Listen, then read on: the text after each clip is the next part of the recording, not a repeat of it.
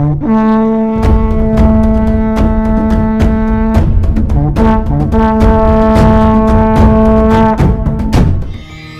नमस्कार। ईश्वर अनुसंधान केंद्र की प्रस्तुति यूट्यूब चैनल सनातन सत्यम के इस एपिसोड में आपका स्वागत है।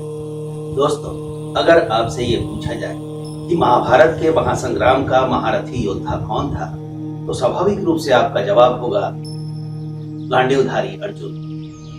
लेकिन जब हम महाभारत काल के और द्वापर युग के कुछ घटनाओं का विश्लेषण करते हैं, तो हमें ये लगता है कि अर्जुन की सारी शक्तियां भगवान श्री कृष्ण में ही नहीं थी। श्री कृष्ण थे तो अर्जुन की शक्तियां थी। अगर श्री कृष्ण नहीं होते तो अर्जुन भी कुछ नहीं होता। क्या वाकई ये सच है? आइए द्वापर युग की दो घटनाओं का विश्लेषण कर इसे जानने की कोशिश करते हैं।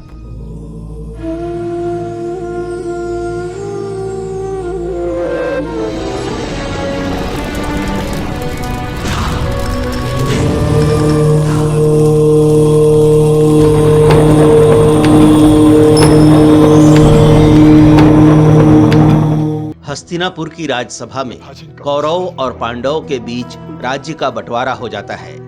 इस बंटवारे में पांडवों के हिस्से में आता है सघन अरण्य अर्थात घना जंगल यानी कि खांडव वन। जब पांचों पांडव श्री कृष्ण के साथ खांडव वन पर पहुंचते हैं तो इस दलदली भूमि पर बसे घने जंगल को देखकर सब परेशान हो जाते हैं। तब भगवान श्री कृष्ण अर्जुन का मनोबल बढ़ाते हैं और कहते हैं, हे अर्जुन, तुम अपने अग्नि बाणों की वर्षा करके इस खांडव वन को जलाकर राख कर सकते हो, लेकिन ऐसा करने से पहले एक बार अग्निदेव का आशीर्वाद अवश्य ले लो। श्री कृष्ण का कहना मानकर सभी पांडव अग्निदेव की स्तुति करते हैं। अग्निदेव प्रकट होते हैं और कहते हैं, हे श्री कृष्ण और हे पांडुपुत्रों, यदि आप लोग अपने प्रयासों से इस वन को आग लगा सकते हैं तो इससे मुझे अत्यंत ही हर्ष होगा, क्योंकि मैंने इस वन को जलाने का कई बार प्रयास किया है, लेकिन दलदली भूमि और वर्षा के कारण हर बार मेरा प्रयास विफल ही हुआ है।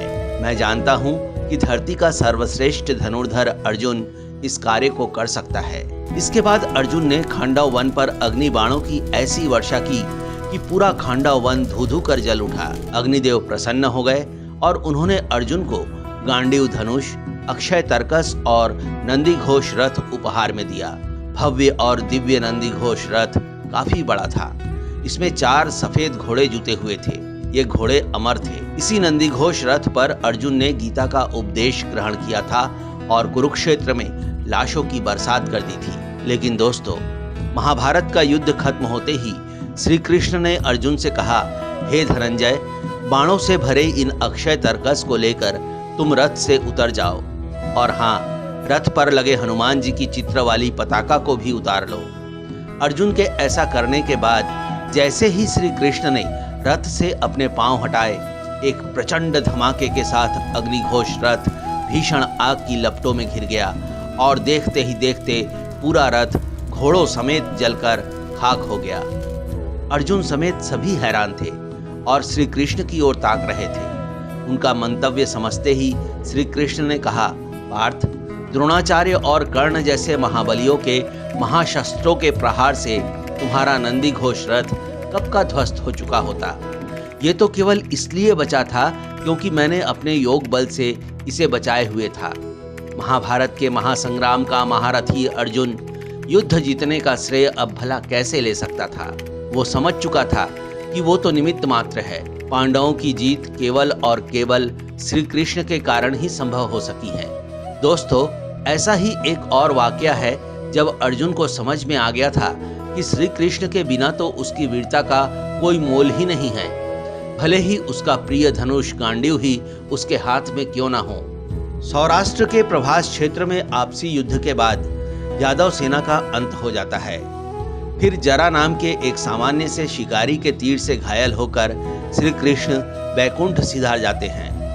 समुद्र से घिरे द्वीप पर बसे द्वारिका का अंत सुनिश्चित हो चुका है। महाभारत युद्ध में इस्तेमाल हुए तमाम संघातिक अस्त्र शस्त्रों से उत्पन्न ज्वलनशील ऊष्मा और विकराल ध्वनि ने ग्लेशियरों को तेजी से पिघला दिया है। समुद्र का जल स्तर बढ़ने लगा है। जंगल में लगी आग की तरह पूरे आर्यावर्त में ये खबर फैल चुकी है कि द्वारिका समुद्र में समाने वाली है। हस्तिनापुर में अर्जुन को दायित्व सौंपा गया है कि वो श्री कृष्ण के शेष बचे परिजनों और महिलाओं को धन धान्य समेत द्वारिका से सुरक्षित हस्तिनापुर ले आए। हस्तिनापुर से रवाना होकर अर्जुन द्वारिका पहुंचते हैं। कई रथों का काफिला द्वारिका से चल पड़ता है। गांडीवधारी अर्जुन इस काफिले की सुरक्षा व्यवस्था देख रहे हैं, लेकिन ये क्या, रात होते ही भील जनजाति और आदिवासी लुटेरों का एक झुंड काफिले पर हमला करता है। गांडीवधारी अर्जुन का सारा साहस जाने कहां खो गया है। लुटेरों का वो दल न केवल धन धान्य लूट लेता है, बल्कि महिलाओं को भी बंधक बनाकर अपने साथ ले जाता है। इतना ही नहीं, उन लुटेरों ने अर्जुन का गांडीव भी लूट लिया है। अब अर्जुन अपने कुछ सैनिकों के साथ किसी तरह से जान बचाकर हस्तिनापुर की ओर लौट रहे हैं।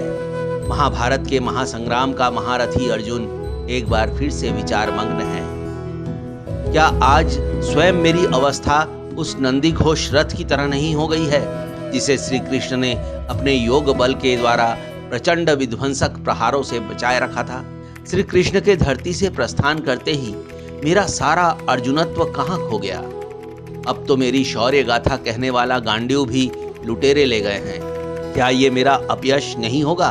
कदाचित नहीं होगा, क्योंकि मेरे अलावा सभी जानते हैं कि श्री कृष्ण हैं तो अर्जुन है, श्री कृष्ण नहीं तो अर्जुन भी नहीं है।